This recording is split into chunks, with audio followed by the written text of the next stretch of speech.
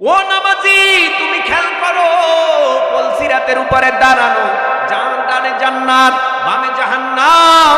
ও আল্লাহ, সামনে তো তুমি, পিছনে আজরাইল। আমার ডানে বামে খেয়াল দেওয়ার তো সুযোগ নাই। ডানে জান্নাত, বামে জাহান্নাম, পুলসিরাতের উপরে আমি দাঁড়ানো, পিছনে আজরাইল। যদি আমার খেয়াল এদিক সেদিক হয়ে যায়, আজরাইলের হাতে ধরা খাইয়া তো জাহান্নামের তলদেশে চলে যাব। আর এই খেয়াল করবা, আমি তো এখন নামাজে দাঁড়ায় গেলাম, আল্লাহর কাছে কান বরাবর হাত নিয়ে আত্মসমর্পণ করলাম, স্যালেন্ডার করলাম। ও আল্লাহ, আমি আপনার সামনে আপনার গোলাম হাজির, আপনি আমারে মাফ কইরা দেন।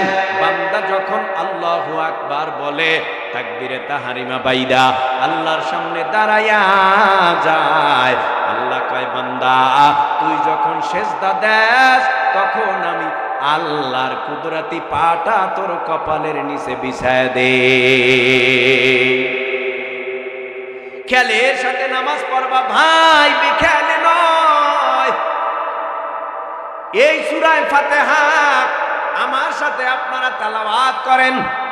যদি একবার সূরা ফাতিহা পড়েন, আসমানি 104 খানা কিতাব পড়লে যেই সওয়াব, সূরা ফাতিহা একবার পড়লে তার আমল নামায় ওই পরিমাণ সওয়াব। আলহামদুলিল্লাহি রাব্বিল আলামিন, আর রহমানির রহিম, মালিক ইয়াউমিদ্দিন,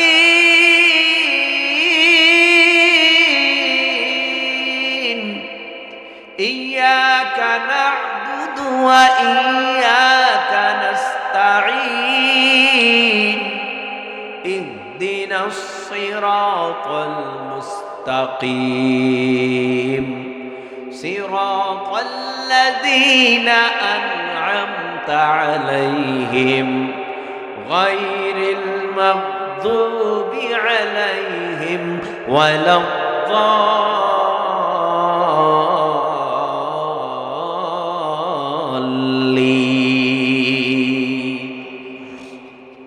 আমি পড়ছি, আপনারা শুনছেন। আপনারা না পড়লেও আপনার আমল নামায় 104 খানা আসমানি কিতাব তেলাওয়াতের সওয়াব হয়ে গেছে।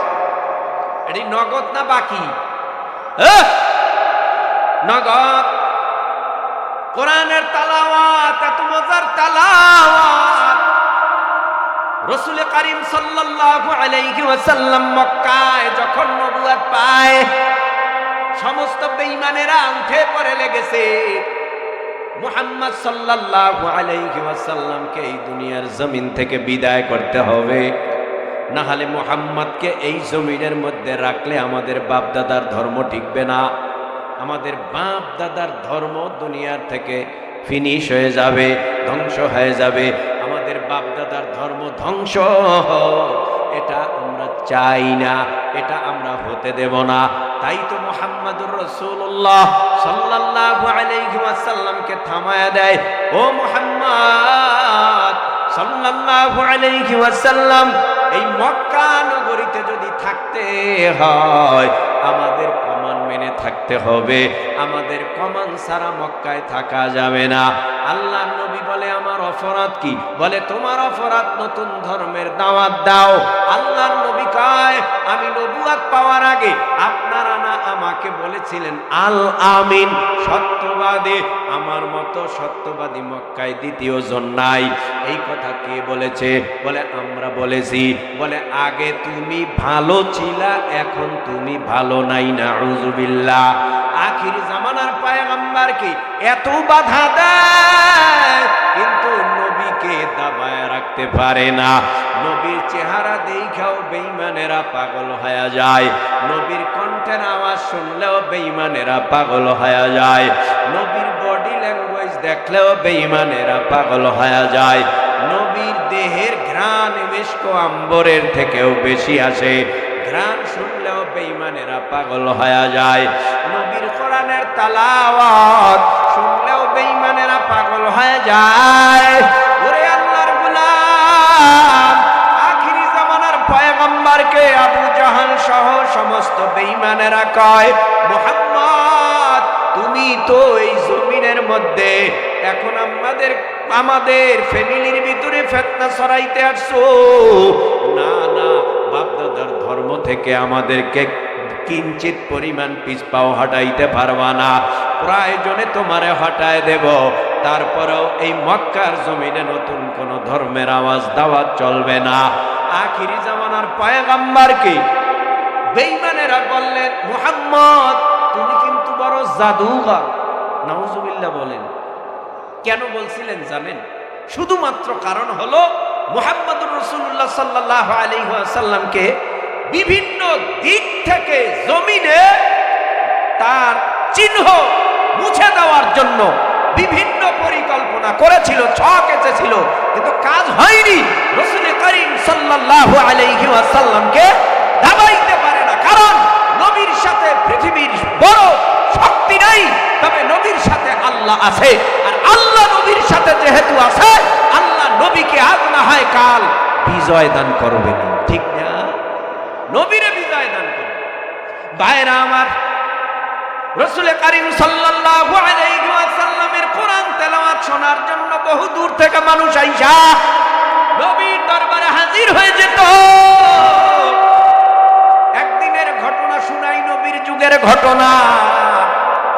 আখিরি জামানার পয়গম্বর মুহাম্মদুর রাসূলুল্লাহ সাল্লাল্লাহু আলাইহি ওয়াসাল্লাম আবু জাহালকে বিভিন্ন ভাবে বুঝাইলেন, আল্লাহ আমারে নবুয়ত দিছে। আবু জাহাল কয়, তোমার কাছে কি দলিল আছে? বলে, কি দলিল চাও? বলে, চাঁদ দুখণ্ড করে দেখাও। নবী চাঁদ দুখণ্ড করে দেখাইছে।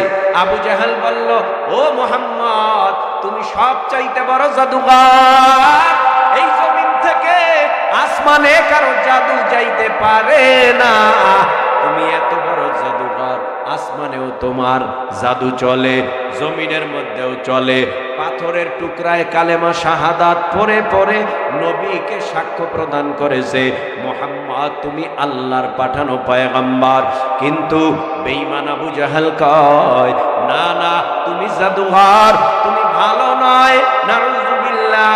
পয়গম্বরকে বিভিন্ন ধারায় মারার জন্য কুফরি পর্যন্ত বেঈমানেরা করেছে, নবীকে জাদু পর্যন্ত করেছে, জমিনে রাখবে না, মেরে ফেলবে। আখিরি জামানার পয়গম্বরকে মারার জন্য মুলকে ইয়ামান থেকে একজন আন্তর্জাতিক পর্যায়ের জাদুঘর ভাড়া করে নিয়ে আসলো। ওই মুলকে ইয়ামান থেকে জাদুঘর আসছি মুহাম্মদুর রাসূলুল্লাহ সাল্লাল্লাহু আলাইহি ওয়াসাল্লামকে জাদু কইরা মাইরা ফালাবে। আসলে মুহাম্মদ সাল্লাল্লাহু আলাইহি ওয়াসাল্লাম তো জবান দিয়া জাদুর মন্ত্র পড়ে না, আল্লাহর কোরআনের আয়াত পড়ে। এইটারে বেঈমানেরা মনে করে জাদু, কারণ এই কোরআনের আয়াত শুই না তো জাদুর থেকেও বেশি কাজ করে কোরআনের আয়াতে। বেঈমানরা শোনার সাথে সাথে কলিজা ঠান্ডা হয়ে যায়, নবীর হাতে হাত মিলায়, কালেমা পড়ে মুসলমান হয়ে যায়। এটা দেখা আবু জাহাল চিন্তা করলো, ওকে আমাদের এই জমিনে রাখা যাবে না, মেরে ফেলতে হবে জাদু কইরা। এই জন্য মুলকে ইয়ামান থেকে জাদুঘর আনছে। জাদুঘরের নাম ছিল জামাআত। জামাআত নামের জাদুঘর আইনা আজকে মুহাম্মদকে মেরে ফেলবে। আবু জাহালের ঘরে আবু জাহাল বুঝাইলো, ও জামাত, আমার ভাতিজা মুহাম্মদ সাল্লাল্লাহু আলাইহি ওয়াসাল্লাম আমাদের সমাজের মধ্যে গেঞ্জাম বাজায়, বাপদাদার ধর্ম মানে না, বাপদাদার ধর্মের উপরে চুনকালি লাগায়। তোমারে যত টাকা লাগে তত টাকা দিব, কিন্তু বিনিময় মুহাম্মদ সাল্লাল্লাহু আলাইহি ওয়াসাল্লামকে জাদু কইরা মাইরা ফালাবা। রাজি আছো কিনা? আল্লাহর পয়গম্বরের মারার জন্য ওই মুলকে ইয়ামানের জাদুকর জামাত কয়, হ্যাঁ আমি প্রস্তুত, তৈয়ার, আর দেরি নয়। আয়েশা হাজির হয়ে গেছে। ওই তোমার ভাতিজা মুহাম্মদ। এবার মুহাম্মদ সাল্লাল্লাহু আলাইহি ওয়াসাল্লাম রুমের মধ্যে ঢুকতেছে। মুহাম্মদ সাল্লাল্লাহু আলাইহি ওয়াসাল্লামের চেহারা দেখা জাদুঘর তো কোনোদিন এই মুহাম্মাদের চেহারা দেখে নাই, আজকে নতুন দেখা ওই জামাত নামের জাদুঘর চেহারা থেকে দাঁড়াইয়া করলো আর বলল, এত সুন্দর চেহারাওয়ালা নুরানি কি মানুষ হইতে পারে? এ মুহাম্মাদের চেহারায় কি গো, এটা কেমন চেহারা? বসার থেকে জাদুকর দাঁড়ায় গেছে। আবু জেহেল লক্ষ্য করতেছে ব্যাপারটা কি, যারে ভূত ছাড়াইতে আনলাম তারেই কি ভূতে পাইল নি? আজীব ব্যাপার, মুহাম্মাদের চেহারা দেখে দাঁড়াইছো কেন? জামাত ব্যাপারটা কি? তুমি দাঁড়াচ্ছ কেন? তোমার শরীর কাঁপতেছে? না না না, অসুবিধা নাই। ও মুহাম্মদ সাল্লাল্লাহু আলাইহি ওয়াসাল্লাম, তুমি নাকি জাদুর মন্ত্র দিয়া পুরা মক্কার মানুষগুলোকে তোমার দলে নিয়ে যাও। জামাত জাদুকর বলে, ও আব্দুল্লাহর ছেলে মুহাম্মদ সাল্লাল্লাহু আলাইহি ওয়াসাল্লাম, তুমি যেই জাদুর মন্ত্রগুলি পড়ো, ওই জাদুর মন্ত্রগুলি আমি একটু শুনতে চাই। তুমি একটু জাদুর মন্ত্রগুলি আমাদের শোনাও। এবার জামাত জাদুর মন্ত্র শোনার জন্য চাতক পাখির মতো তাকাইয়া আছে। আখির জামানার পয়গম্বর কোরআন থেকে তেলাওয়াত আরম্ভ করেছে। জামাত জাদুকর শুধু হেলিতে দুলিতেছে, মজা লাগতেছে। অন্যদিকে জামাতের চোখের পানি গাল বেবে বেবে দাঁড়িয়ে ভিজতেছে। মা জাদুকর জামাত হঠাৎ নজর করে তাকায় দেখে আখির জামানার পয়গম্বর কোরআন তেলাওয়াত বন্ধ করে দিছে। জামাত ডাক দিয়া বলে, ও মুহাম্মদ, তুমি কোরআনের আলো, তোমার কোরআনের তেলাওয়াত বন্ধ করবা না, তুমি কোরআনের তেলাওয়াত চালায় যাও।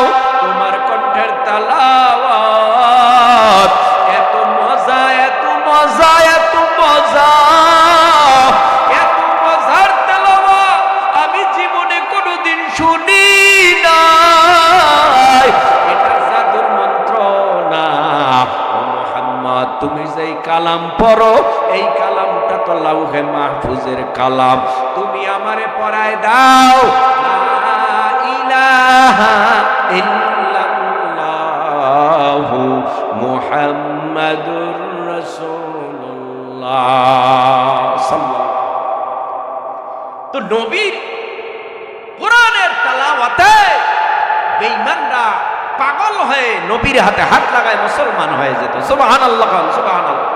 কষ্ট হইতেছে আপনাদের? তাহলে সুবহানাল্লাহ জোরে কর। আবু জাহাল, সাইবা অথবা আবু লাহাব, এরাও গভীর রাত্রে মায়ার নবীর রুমের কিনারায় দাঁড়াইয়া দাঁড়াইয়া দাঁড়াইয়া দাঁড়াইয়া চোরের মতো কোরআনের তেলাওয়াত শুনতো। কোরআনের তেলাওয়াতে যে কি মজা, এগুলি বুঝাইয়া শেষ করা যাবে না। এরে আল্লাহর গোলাম, আলহামদুলিল্লাহি রাব্বিল আলামিন, সকল প্রশংসা বিশ্ব জগতের প্রতিপালক রব্বুল আলামিনের জন্য। আলহামদুলিল্লাহি রাব্বিল আলামিন, সকল প্রশংসা কার? আরো জোরে বলেন। আপনারা ঘুমান, জিমান, তাহলে বলেন সকল প্রশংসা কার? সকল প্রশংসা রব্বুল আলামিনের জন্য। এই দুনিয়ার জমিনের মধ্যে মানুষ মানুষের প্রশংসা কখন করে? যখন কোনো মানুষ কোনো মানুষকে উপকার করে, খালি প্রশংসা। বিবির সামনেও প্রশংসা, ছেলেমেয়ের সামনে প্রশংসা, দোকানে চা খায় আর প্রশংসা করে, হাট বাজারে প্রশংসা চলে। কারণ আমারে ও অনেক কিছু দিয়েছে, এজন্য প্রশংসা করে। ও যুবক, ও তরুণ, ও কিশোর, ও মুরব্বী বাবা, আমার আল্লাহ বুঝি আমাদের কিছু এই দেয় নাই, দেয় নাই কিছু, সবই তো আল্লাহ দিয়েছে। আসমান আমার জন্য, আল্লাহর জন্য না। আসমান না থাকলে আমাদের ক্ষতি, আল্লাহর কোনো ক্ষতি নাই।